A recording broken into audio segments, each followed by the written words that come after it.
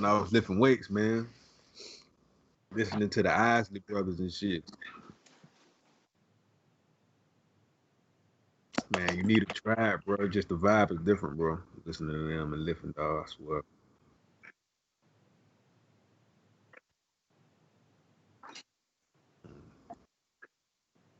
Mm-hmm.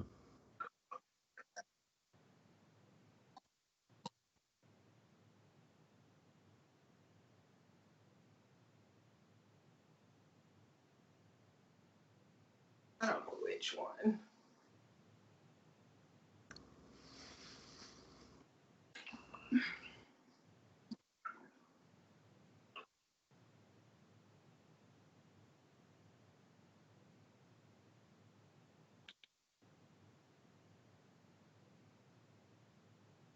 Black Lives Matter. Black Lives Matter. Tell me, is it the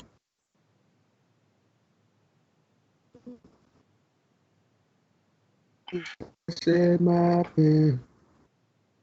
Are you crazy? He killed that track. That shit was dope. Is it safe for me to walk in these streets with my kids with me? Face the reason. I got by.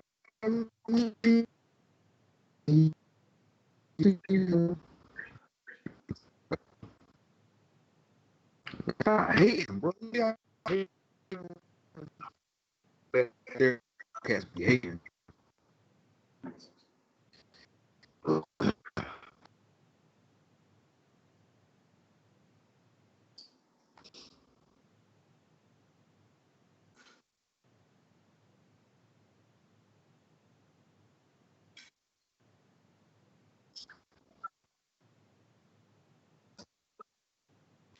Somebody protest? Nah, man, I was burnt out today, bro.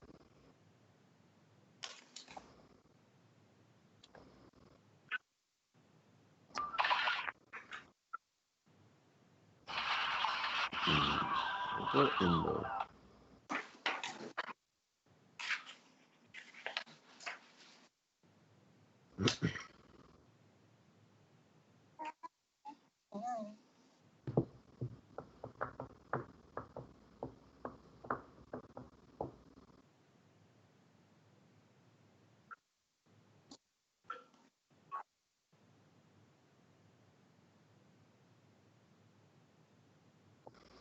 Look like I'm in dark. Like my image, I look dark. I got light around me, but my face and stuff looks dark. Can't really tell. What setting is that?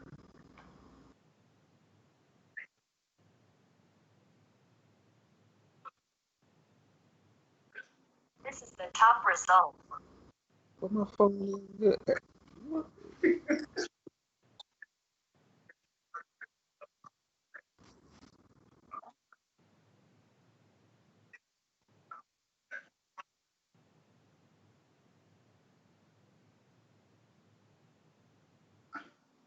Mm-hmm.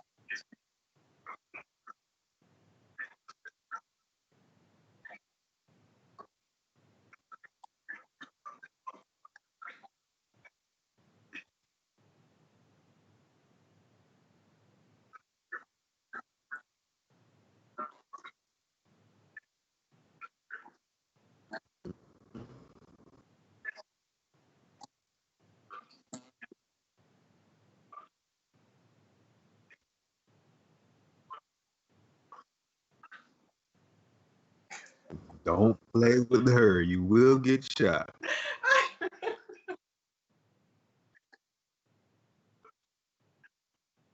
Yes, I am out.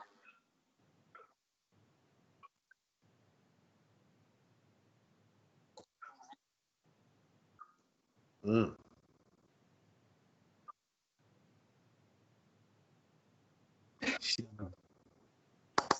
Ah, Amazing. thank you. That's sweet.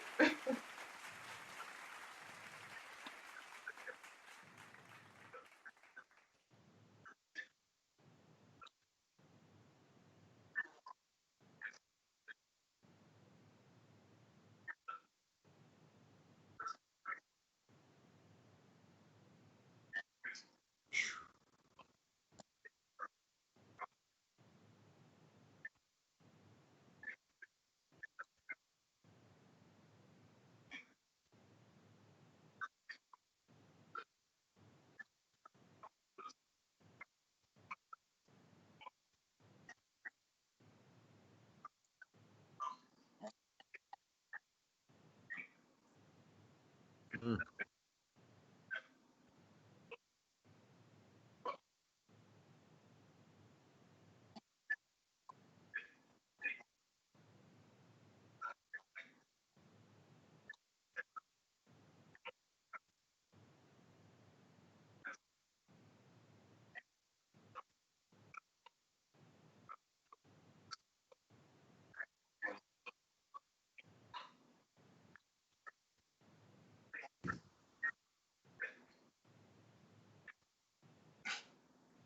Hit you with the Temptations, 5 heartbeats.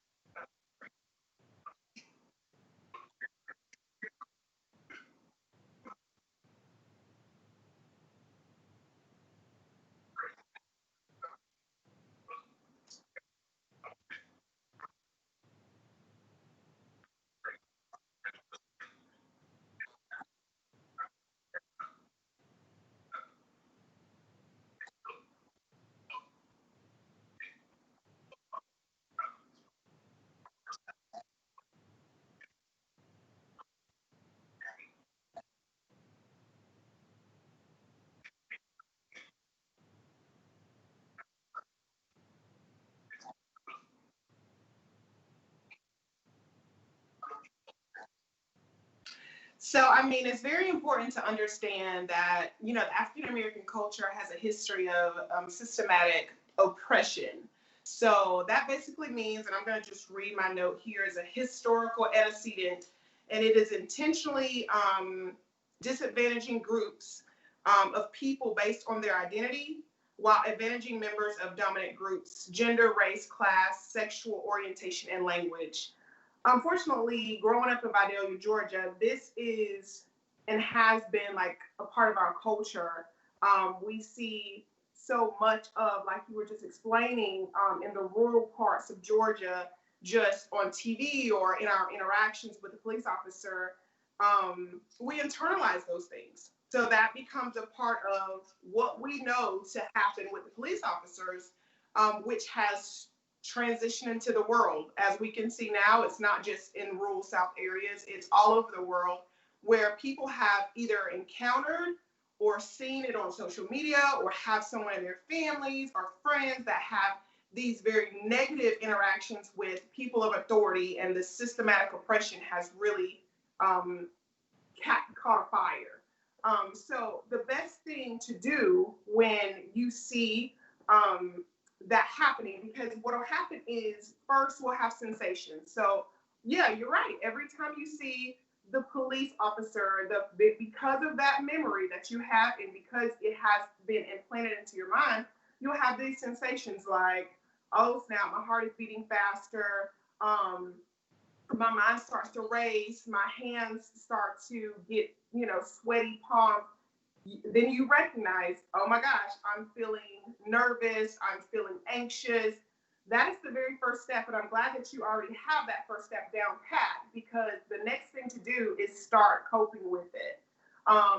Because a lot of times with anxiety becomes, you start having irrational thoughts. So the first thought you're probably thinking is, back to what happened in the past. Like, this is going to happen again. How do I stop this? What can I say? What can I do to stop this? Or on the latter end, you could be thinking, this ain't gonna happen to me, so I'm gonna swear up on this police officer before he get to me first. So there's two different sides of anxiety, but the first is really recognizing those sensations like I'm anxious. The next thing is developing some sort of coping to handle it. Recognizing that what you're thinking in your mind is irrational. It may not play out the same way. These things are really hard. This is not an easy thing to do. And then starting to, because what happens? You get the sensations, then you get the thoughts, which the thoughts turn into behaviors. So if you can correct it before it turns into a behavior, then you can actually do something different. So the thought, this is going to happen again, sensations happen, start breathing. I love saying deep breaths. Deep breaths is so awesome. Just taking a long breath into the nose, holding it for about 5 seconds, and relaxing upon release. It is one of the easiest things, and it's something we have to do anyways, you know, as humans to live. So start to take those deep breaths. If deep breaths don't work, start to count. But we also know that a lot of times we do need that extra support. If you have the capability before the police officer approaches you, text someone, hey, this is what's going on. Just to keep people, you know, informed of what's currently going on in your car, in your vehicle. But yeah, internally, deep breaths, counting, that sort of thing to calm you back down.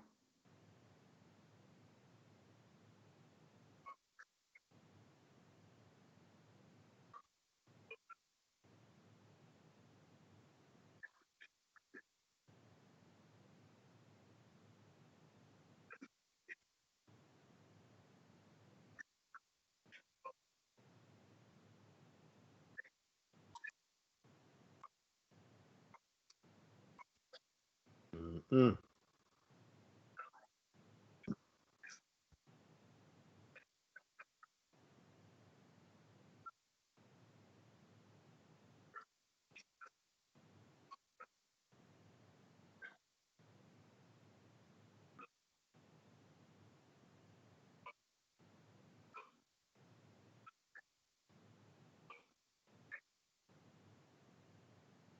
Mm-hmm.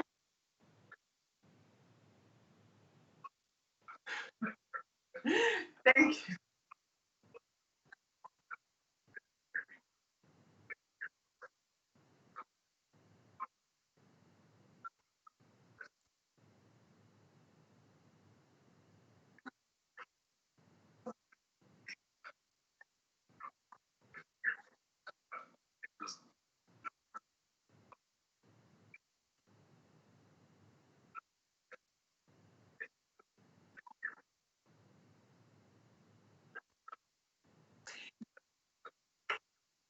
Yeah, in that area, there is not a lot, which you know, we were just talking. I'm always talking about progression is key. You just never know if I may pop up with a business there.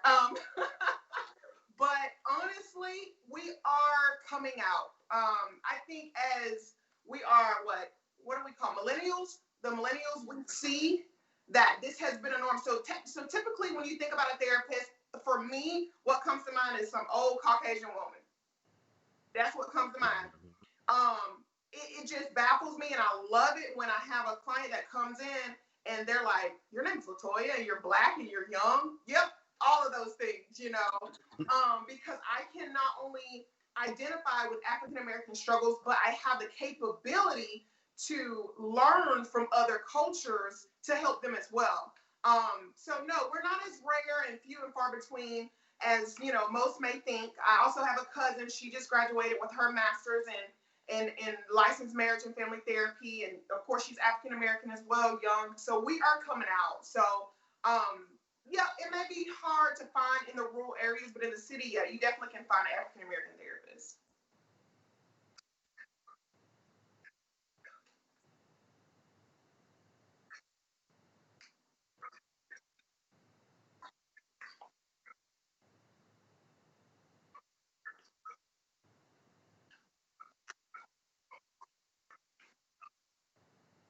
Hold on now. Hold on now. Okay.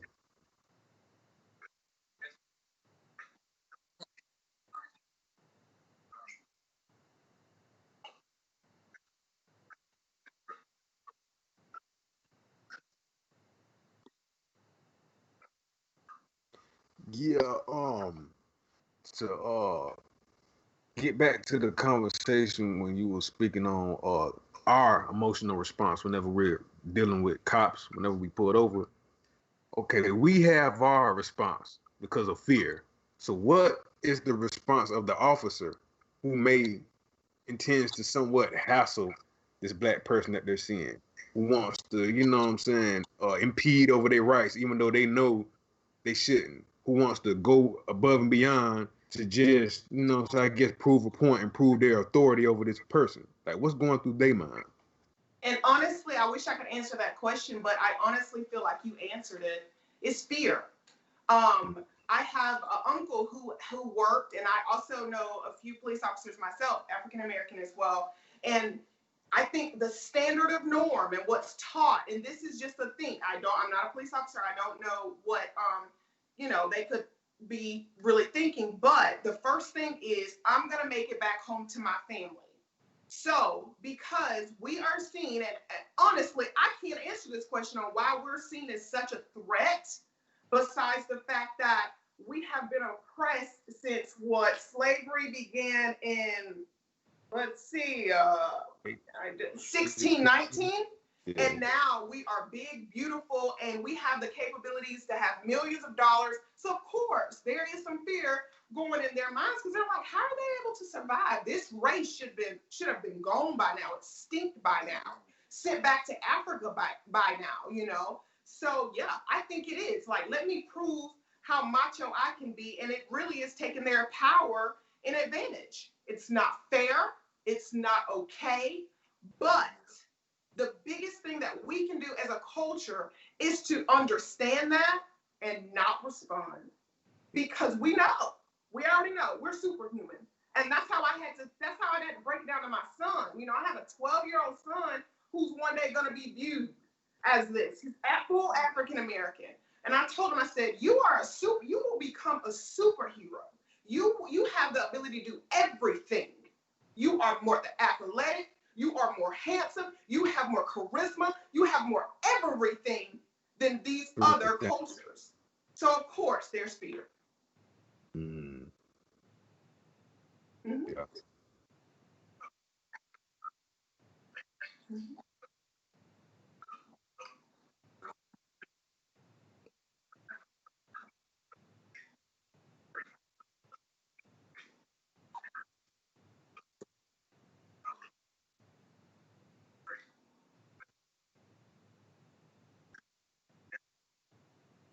Mm-hmm.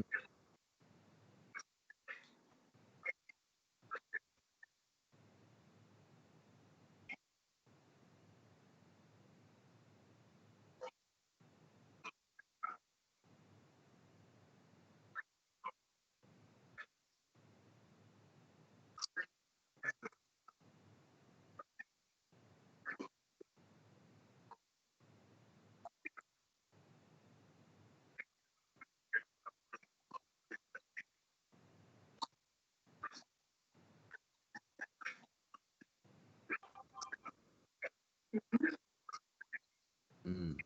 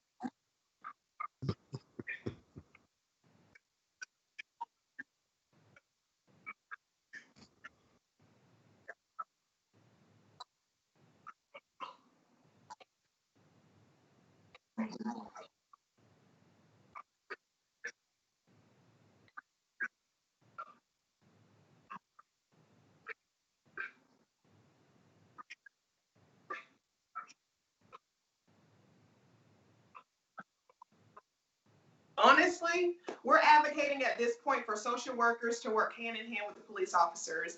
You're right. It's such a disengaged system. We don't we don't work hand in hand. The only time we work with the police is when we have to call for them to go out to a home to do a health check. And in the back of our minds, you know, when a client calls us and said they're suicidal, that's when they go out. And we're still afraid because we've had multiple times where they did a health check and the client ended up in jail. So you're right. You know, it is very, it's, you know, it's separated. We are advocating now, and I'm a social worker, so we do a lot of advocating because it starts at policy. You know, when we can get these people in here and get them trained to recognize mental health and recognize dealing with people of oppression or people of different cultures, it looks differently. You cannot handle everybody the same way. That's just not how it works. And I mean, so that is what's going on now. I've seen it, and I'm happy to be a part of it.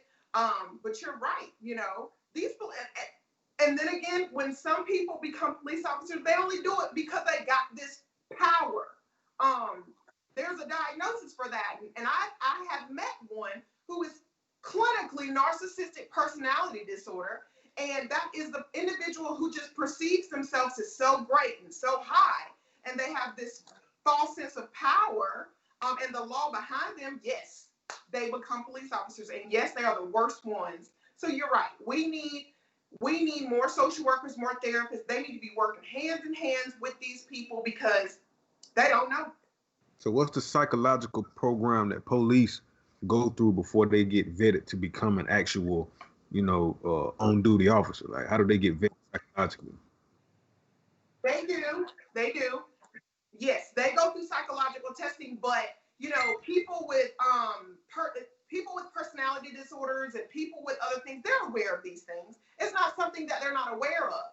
And they have come to the point where they have enough intelligence to beat these tests. Like I said, I knew someone who is easily diagnosable narcissistic personality disorder and have been working in the police force for years. So they go through psychological testing, but they have the capabilities to pass it. It's not like they're going through the psychological testing because they want to know what's wrong with them. They're going through the psychological testing to beat it, to become this person. They taking a psychological test just to beat it. Oh yeah, absolutely.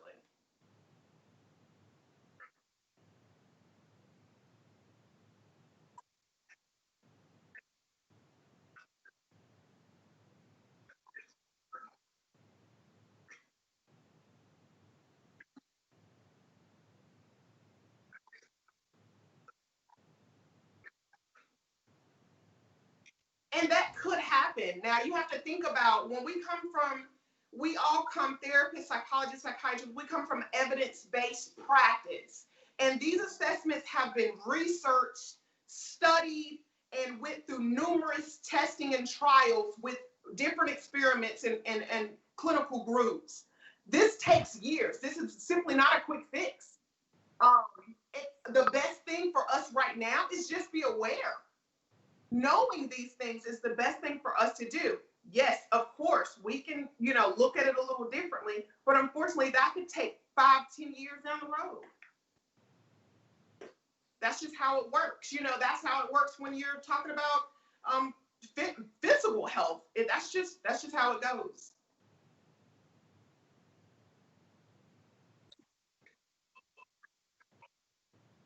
I have no idea. I don't know.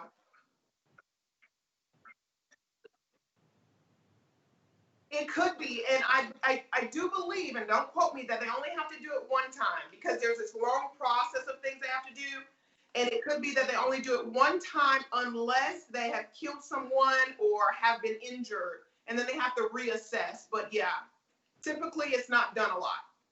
What about those officers that's killed multiple people and had multiple incidents of, you know what I'm saying, being violent with the people that they've dealt with? How are these guys continuously getting jobs? Because now I'm looking at it like, yeah, I know they stand up for police officers, but now it's like it's clearly an institutional thing. Like you are protecting these narcissistic people.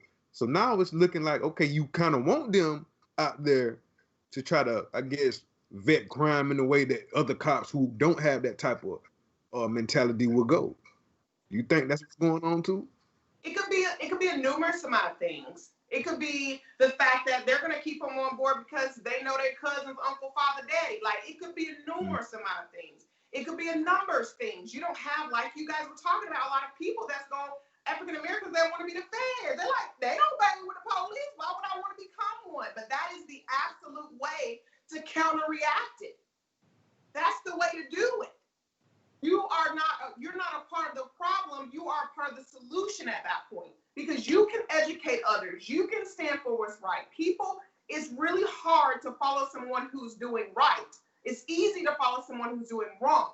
Hence, when that happened to you, Daniel, when you had the incident that happened with the police officers that were doing wrong, and the African American didn't do anything. He was scared.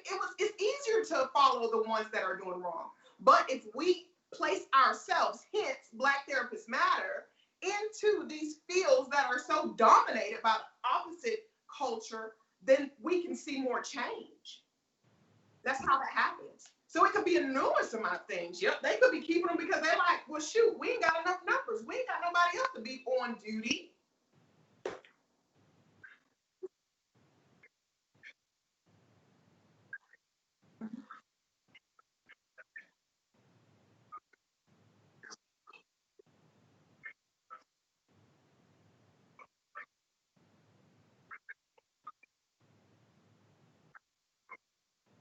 Yes, people that enter into that have had childhood trauma, you're looking at one. I endured childhood trauma. It takes, the first thing is recognizing, understanding it. The second thing, if you can't get over it by yourself, by doing other things like being productive, figuring out a way to think about it a little differently, reframing the thoughts, then you need a therapist. You need to talk to someone about it, because it can go one or two ways. You know, and if it goes to the anger route where you're mad, anger is a very expensive emotion. It's an emotion, but it's very expensive. Or it can go to the way of suicidal and very sad. When you get to those different spots, yes, it's time to sit and build a relationship with a therapist that you trust, and allow them to give you the tools to honestly make better choices. Now, as a parent that know that your child has endured trauma, that's pretty much your responsibility. You have seen that either you caused it or something external happened and it happened. You get your child help. Children have a hard time vocalizing their problems. We have a specific intervention for children called play therapy. So many kids will play out their traumas. We process it and it looks good. It helps. But because so many African American people don't take advantage of it, we have these women and these men that grow up either pissed off or sad. And that's what happens. And then, honestly, they can't even identify why. Yeah, I was about to say, like, what are some key identifiers for parents to look for who's watching you right now, saying, like, oh man, my kid might be stressed out, or some traumatized. Like, what are some key indicators for them to look for in their child so they can, go about addressing it, the way. Yeah, we often look for biological functioning, meaning that child can't sleep, that child oversleeps, that child can't concentrate, that child is constantly getting in trouble at school, that child is a victim or is victimizing other people in school for bullying. They have a hard time interacting with their peers. They're the main ones crying all the time. When a door slams, they're hyper vigilant. They're jumping out of their seats. If there is any physical trauma, then that looks as bruises. That looks as a person who does obscene things to, stay away from it. Sexual trauma, that looks like a person who is urinating in the bed at night, not cleaning themselves properly, coming out and bleeding excessively. That could look many different ways. Neglect, a child that looks very skinny, a child that overeats when they're in school. Verbal abuse, a child who verbally abuses other children. They come to school and they curse kids out. So many things. There are a lot of things to look forward to. And a lot of times we just say, oh, he's just bad.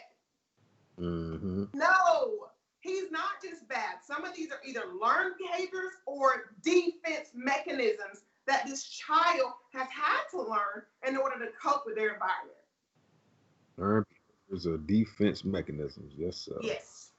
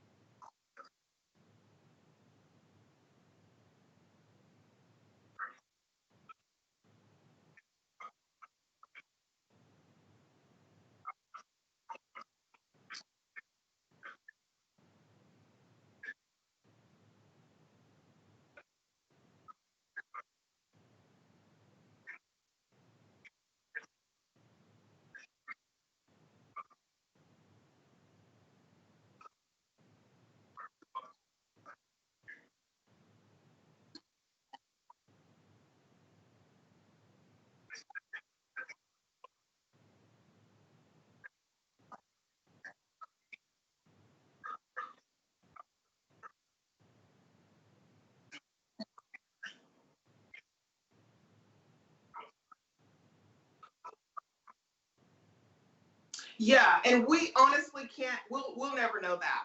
But I can tell you one thing.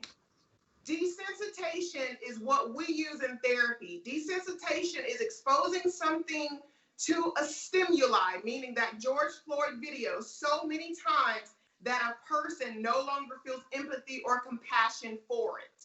So imagine they continue to play that. Your child sees it all the time. It's now becoming an expectation.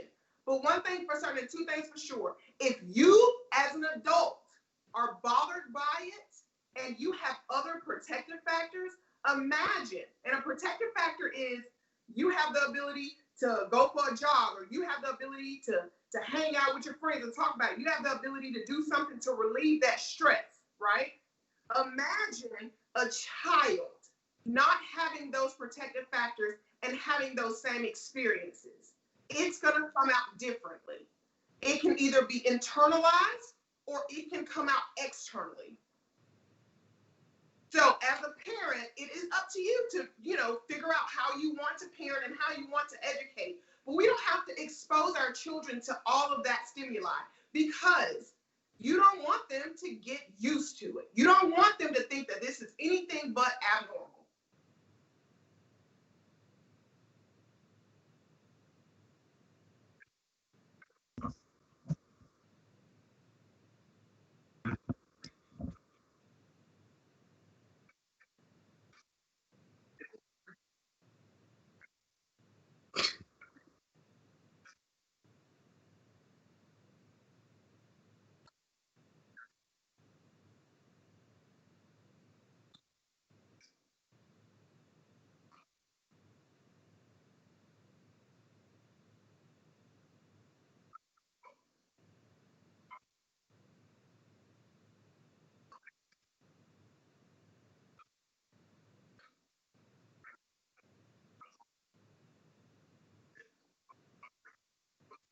I know.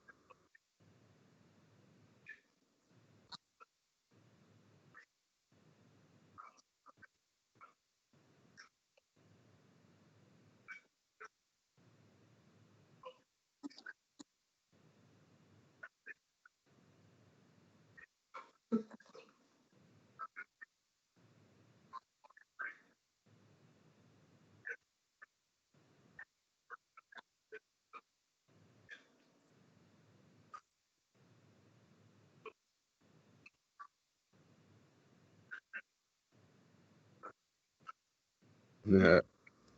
So how do we go about? So how do we go about getting like more funding in our areas? Because growing up, we only had what, one counselor, and you might have seen her. You might have heard about one person that was already somewhat in I guess, a disabled child's class going to it. But how do we go about getting like a type of fund together to where it can be more of a prevalent thing in our communities, especially in the rural communities where we don't even look at it like it's that important? Yeah. Um, Honestly, funding for it, I honestly, I having a hard time answering that question because therapists don't want to go somewhere where they don't think they're going to make any money. You know, this is still a business. Yeah. But the thing about it is like I said, you know, having people, if you have children, let them know about the field, exposing them to that, and allowing them the decision for themselves if they want to do that. As far as funding goes, therapy is very expensive if you don't have insurance. And that's what I battle with a lot with our African American people because they don't get insurance. They don't put mental health on it because it's more expensive, which mental health causes a lot of physical health problems, you know? So it's like a whole combination of things. But with this new thing that happened with COVID, a lot of us, including myself, we're telehealth therapists. So at this point, you have the capability, if you have insurance, to find a provider that will do video conferencing with you. No, it is not the same, but it is better than not receiving the services at all. And then you still can make sure that you're attending to your mental health. That is something that we're not sure how long we call it telehealth is going to last, but we have some inkling that it will last for a while. So at this point, it's vital. You know, if you don't like your therapist in that small rural area, then look through your insurance on the back of your card. You can call them, or you can look up mental health providers, and a lot of them, most of them are doing video. And so you just honestly connect how we're connected now and have your session.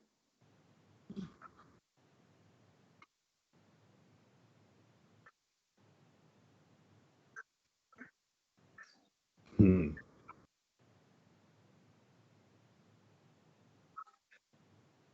It's like, what can you say? You know, so used to being judged at your house, so it's like, what you gonna say to this person who don't know you? You feel me?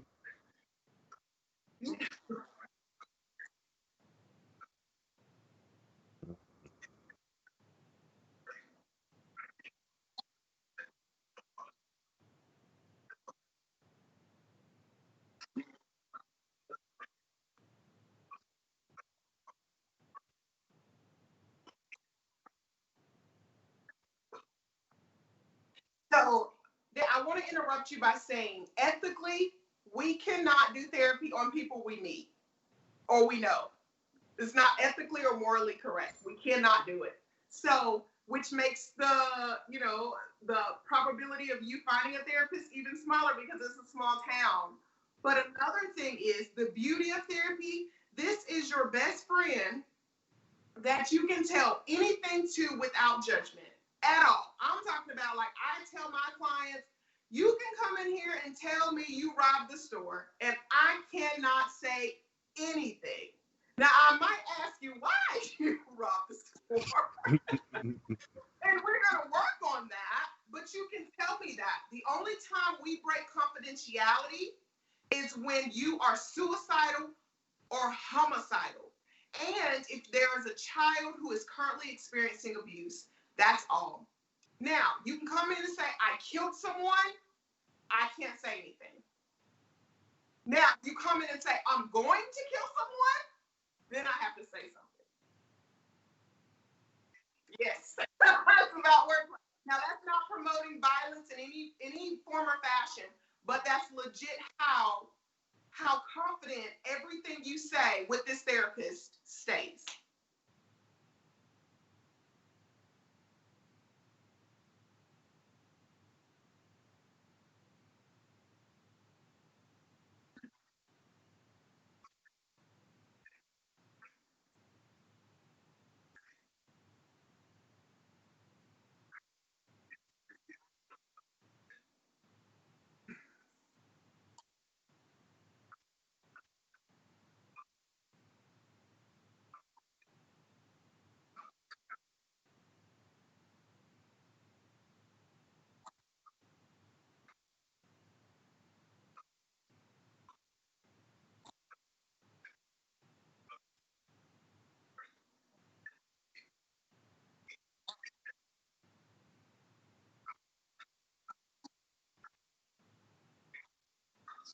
So currently I work with Chris 180.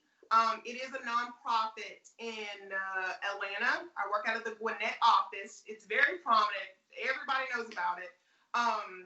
Typically, we only see clients within the same region just because we want to make sure that if it comes down and telehealth is no longer, then they can come into the office. But also, if someone needs to contact me and possibly get resources, they can inbox me on just my regular page, or they can hit up my business page, social/healthcare worker retreat. And I can help them as a social worker. We like help with resources, like getting out those sort of things so you can get the help you need. If I can't be your therapist, like say for instance, any of you guys, I can't be your therapist, people in my family, like I can't be their therapist, but it's all about getting them connected, and networking and making sure that they get the help that they need. So yeah.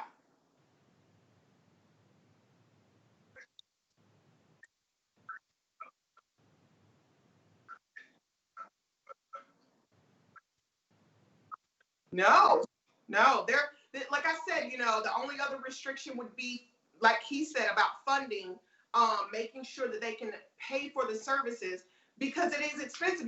Some therapists charge like $125 a session. It gets to be kind of expensive.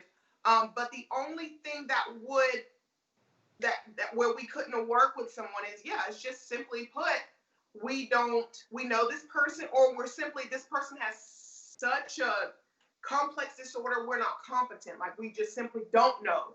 But it's not like we would leave that person just hanging. We would get them the help that they need. Some people need next level of care. Them just seeing a therapist one time a week is not enough. They need other services to come into the home and really help, or they need to be inpatient somewhere to settle some of the symptoms and then step down to therapy. So, but yeah, we always do an assessment.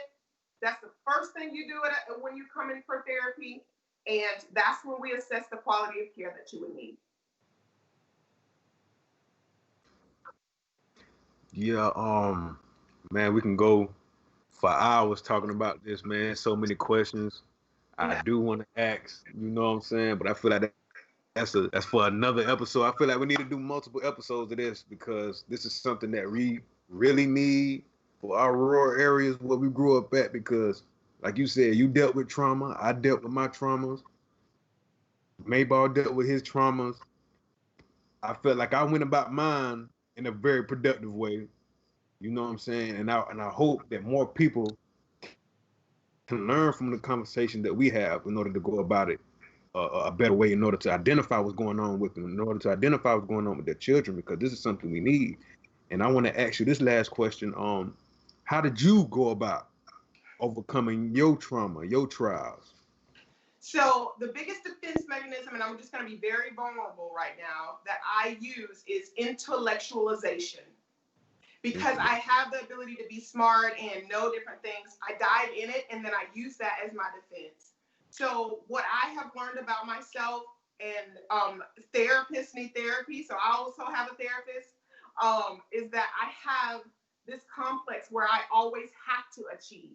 And certain times when I don't achieve, I feel inadequate. So I'm still working with myself because what I did was flip the script. So instead of internalizing it, I made it external where I'm like, they'll love me if I always achieve.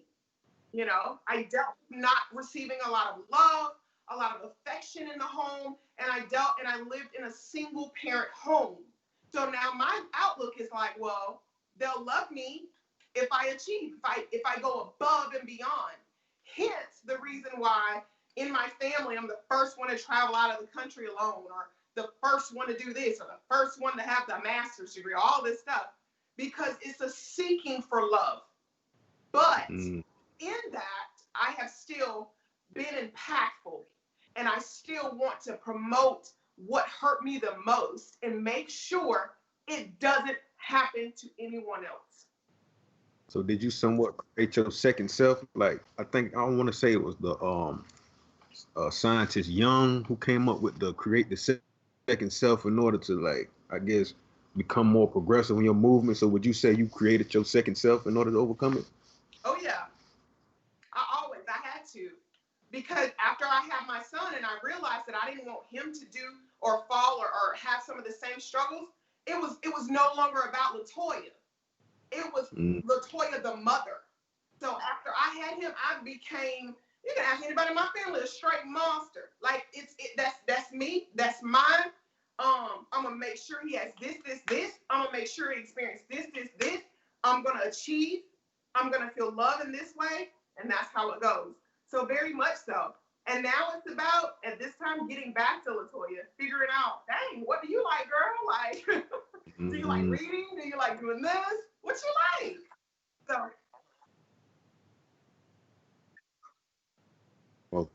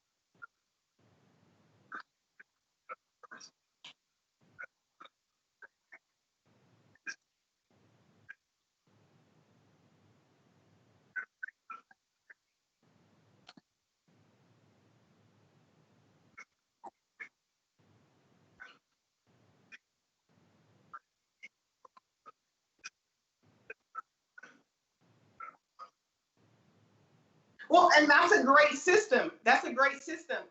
We often learn in school about short-term and long-term goals. You can set a short-term goal or a long-term goal for, short-term goals 6 months, long-term goal a year. What really helped me figure out who I was and who I was becoming and who I was destined to continue to become was getting out, not buying a pair. Listen, guys, got to buying try. a pair of Jordans, you can also buy a flight. You understand that? So it is like change. You got to have a shift in mentality. I wanted it so bad for my son to never think that he had to live in this small box, that he was in a different country at the age of 10. Listen, the world is huge. It is huge. It is beautiful. It is wonderful, right? But you got to have a different mentality. Why spend $300 on a pair of J's when you can go to California? What is that about? That, You hear listen, me? it's simply put, like, say for instance, you want to go to Texas. I went to, I was stationed in Texas. You could buy, even outside of the corona, you can get a flight to Texas for $200. It's simply about opening your mind, expanding it, and taking that step, right? My mom, small town, still live there. Oh, I don't know what I want to do. She always identified with just being a mother. I'm like, dude, like, we're out of the house. You got to do something different. Get your passport. Let's go. Now you traveling without me. Sometimes it does take the outside to say, no, you got to do something different. You looking real extra. Do this. Get outside of the norms. Don't be so patterned, have this strict schedule. Oh, I got to do this. No, you don't. Like, that doesn't even make sense in so many ways. You don't have to buy a house at the age of 30. You don't have to do that. I haven't bought a house yet, and I don't know if I want to. So you don't have to do it.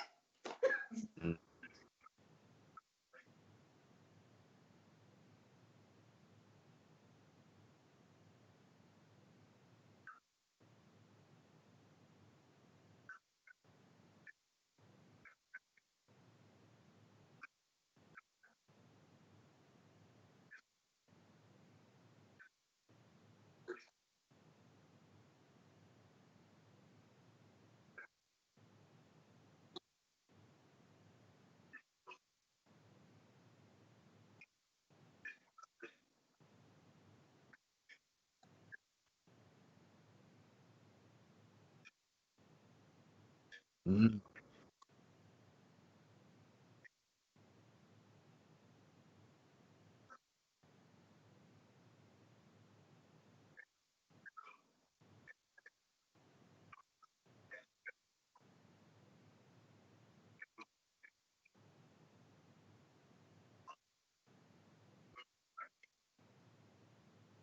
Self-care. Self-care is the best care. You can't help anybody if you don't help yourself.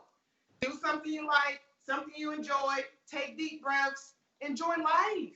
We only get one, and hell, we hunt down by the police now. Make sure you're doing something you enjoy. And then I would encourage you to check out some different classes that you can take on ads, because you can get them ads to run by themselves, and that's how they monetize. That's what I'm about to do.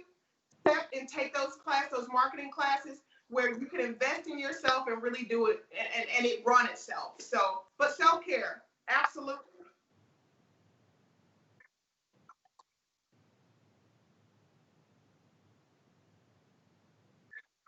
Mm-hmm. Mhm.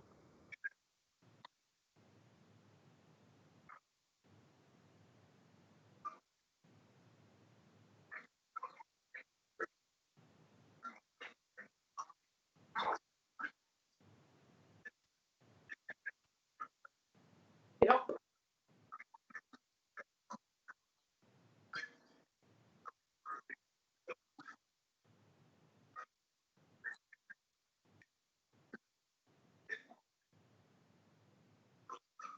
Mhm.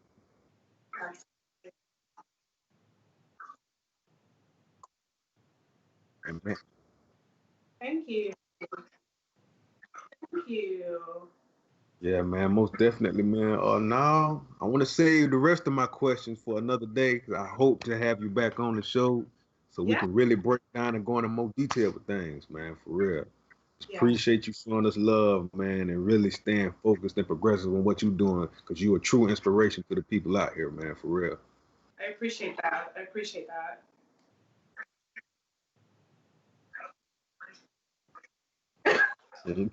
Don't put it in my head. Put it in their head. You're going to do it.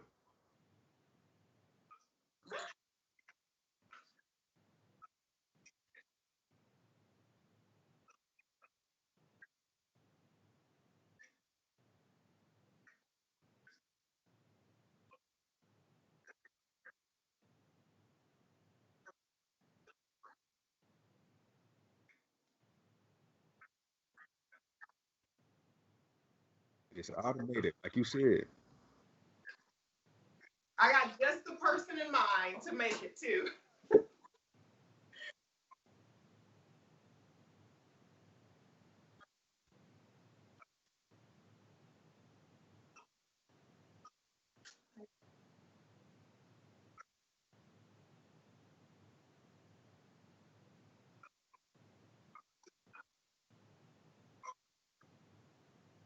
Hmm.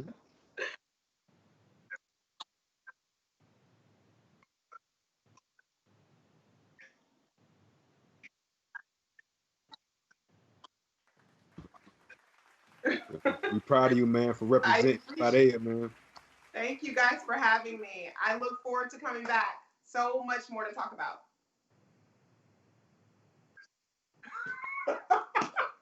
Black therapists matter.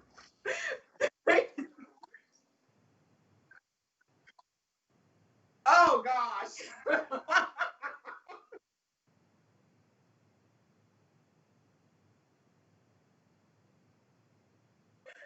Hmm.